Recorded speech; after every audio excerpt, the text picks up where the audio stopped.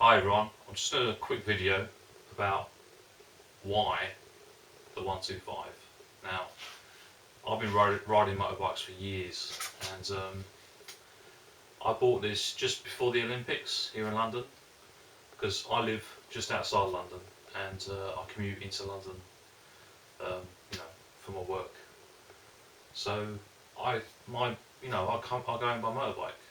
Now, I was travelling in on a 800cc custom cruiser, but I get about a mile up the road and I join the main road, one of the main arteries into London, and if I'm lucky I'll get about a quarter of a mile and then I'm stuck in traffic. I'm filtering through traffic. So I was doing this before the Olympics and I was looking down my speedo and I was doing about 30, maybe 35 miles an hour while filtering, and I just thought, what's the point? I've got this big barge of a bike, and which is hard to get in and out of traffic. I'd cut the handlebars down on it. I've done quite a few bits and pieces to it actually, but that's for another time, another place. But it wasn't just that. I mean, it was quite economical. It was doing about 50 miles to the gallon. But at the end of the day, I thought the Olympics is coming. The traffic is going to get mega crazy. And I thought I need a little small bike to better get in and out through the traffic much more easily. The other problem is I park my bike in the garage, but my girlfriend's car is directly outside the garage, so this I can get out between the gap between the wall and the car, no problem. The bigger bike, I couldn't do it. So each morning I'd have to move her car first to get this thing out. That's reason number 2. Reason number 3 is pure economics, because even though the bike I had, the big bike, done about 50 miles to the gallon, which is quite good, it's not bad. I've written down some figures here. It used to cost me about £18 a week to fill up the big bike, which equates to £900 a year in fuel. This bike costs about £6.50 to fill up, which does me for a week, which equates for a full year £325. Now that is a saving of £575 just on fuel.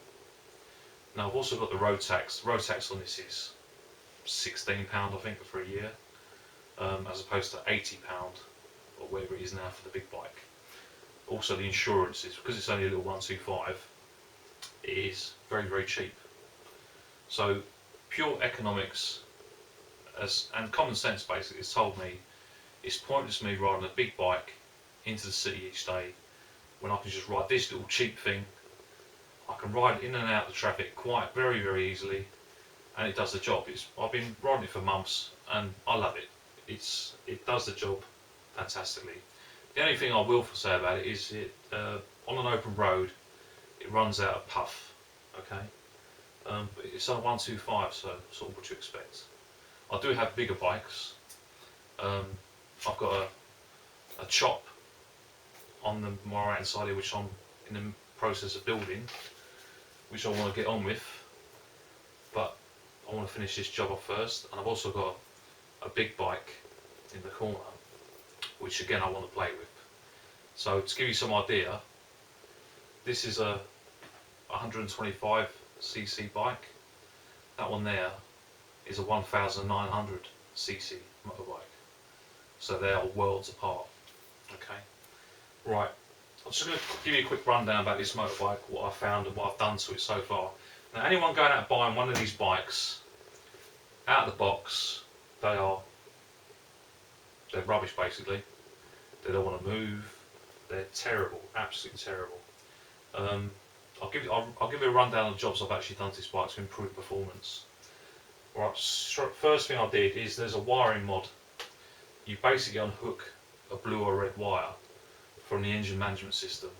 Straight away, the bike wants to actually do some work. So that's some sort of European restrictive thing they've done on the ECU, which you just disconnect. all you have to do is pull the wire off and it's job done. So that's that. In the airbox, there's a massive restrictor plate. So you've got a hole like that, say, and they've got a piece of plastic in with with 4 little holes in it. So that restricts the airflow. So all you straight away, you just pull that out, throw it in the bin, job done. I've also fitted a race filter in there so it can draw in more air. Now the carb, I've had the carburetor off this bike about 4, maybe 5 times. So I'm an expert at taking this carb off now. And I bought a jet kit from America, which comes in loads of different variations. And I've set it up now to, I think it's a 30, I don't know if it's imperial or metric, but it's probably imperial 30 size jet, which is the biggest jet they do in the kit, basically. But I didn't do anything. I did adjust the needle in the slider a few times, but it was making the bike so erratic. I'll put it back to standard. So I've had that carburetor off about 5 times, where I've tried different combinations, different things, and I'm happy with that. I fitted a Scott oiler, which I've mentioned before in other videos, which is basically I had this on the shelf. I didn't buy it specially, so that serves the chain to make the chain last. I've cut the handlebars down. Took a angle grinder, cut about 1 inch or so off each handlebar, moved everything inwards. The mirrors were sticking out too far, so I cut those down as well. They're a bit of a pig's ear, to be honest with you, because like one mirror, I've actually welded it. I cut a piece off the mirror, welded it up, but because too much heat got into the actual gibbings of the actual mirror end, it's gone a bit soft. So I had to do a bit of a job on it to make it work. This side, all I did is I basically cut the mirror, I ground down the round bar to make it 2 flats, and I literally cable tied and used a hose clip to fix them together with some Aradite.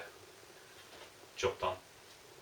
So they've been shortened. A friend of mine's actually given me some nice Gucci mirrors for it, but I think they're a bit too nice actually. I might put them on. We'll see how it goes. All right, I'm not fussed. This is just a bike to get me in and out of work. What else have I done on it? Right, basically exhaust. On the other side, there was a breather hose that comes off the exhaust to some sort of gibbings that goes into the airbox. Now, what it does is basically, as the exhaust gases go out the exhaust pipe, it also sucks in fresh air, right, from the airbox. So basically, the fresh air is mixing with the exhaust gases. So when you measure the gases as they leave into the atmosphere, they're basically a watered down version of what's actually coming out of the engine. So if you were to get a CO reading from the exhaust, it'll be a little bit less. All right. Well, I don't need none of that shit. So I cut that off. I just bent the hose over, clamped it off. The actual exhaust, I've actually completely dismantled and cut out the box in the middle exhaust. So you've got a pipe running through the middle exhaust, then you've got like a wall, and then a second pipe coming out. I'll basically cut that whole wall out, so it's more of a straight through pipe, okay, to stop the restriction. What else can I say about this bike? You see the little jobs I'm doing on the bike. There's 2 more jobs I want to do on this bike before I can move on to my other projects, and that is make a chain cover for the chain, which I'm just going to make very, very cheaply. You will laugh when you see it. And I've got a horn to fit on the front of the bike. It's a secondary horn because basically I'm filtering through traffic, and the little horn I've got on here, which comes with the bike, it just sounds a bit pathetic. So I've got a novelty horn to fit, which is actually very, very loud, and basically it plays about 10 tunes. So I need to configure a plate where I can put the control up on the left hand side here. Wherever one I hit will do the job. And so I think that's about it. I think that's all the jobs I've done on it. The bike now runs obviously a lot better than it did. The way I've got it geared now, and I've spoken extensively about the gearing of this bike, it now does about 65, 67 miles an hour. I have had this bike up to 70, but that's downhill, a wind behind me, and I just took advantage of it. So basically, top end of this is say 65, 67 miles an hour, but it cruises comfortably at 50. All right. So for me, getting out to my work is perfect. Top box on the back. It's not for style. That is for carrying my bits and pieces and to carry my puncture repair kit, which I've used. I might do a little video about puncture repairs on bikes, as if a tyre gets punctured, I generally repair it. Well, I do repair it. I think that's it.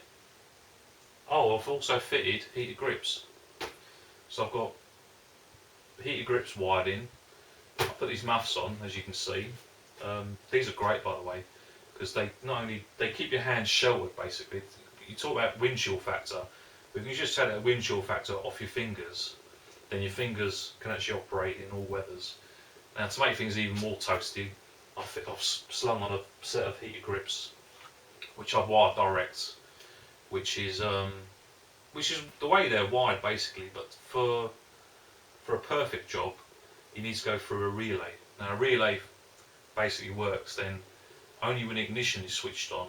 It fires across the relay, so then the power, the heated handlebar bits become energised. Still dirt on the bike.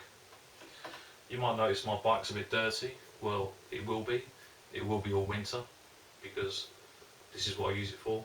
The only thing I do clean on the bike is basically the headlight and the rear light and the indicators and bits and pieces. The things that help. The only other thing I would do to this bike, which I probably won't do this season, is mount some more lamps up the front here. Because while I'm going through the traffic, I want people to see me. Because as I'm filtering through the traffic, people will throw the car into another lane because they think that lane's going faster, but in reality it's not. So I have to keep, as you're going through, I have to keep an eye out for people's heads moving that way, people moving their wheels in, or even people throwing on an indicator, which is obviously they're showing their intention to move across.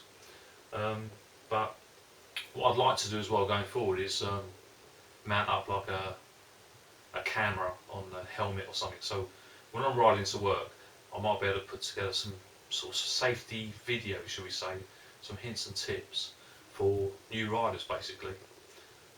Because I've been doing it for years, so what I do I feel works, touch wood. Chipboard, that'll do. So I don't see why I can't pass on some of that knowledge to someone else, and hopefully it might help. Alright, I think that's it. That's it for now. That's me signing off. Thanks for watching.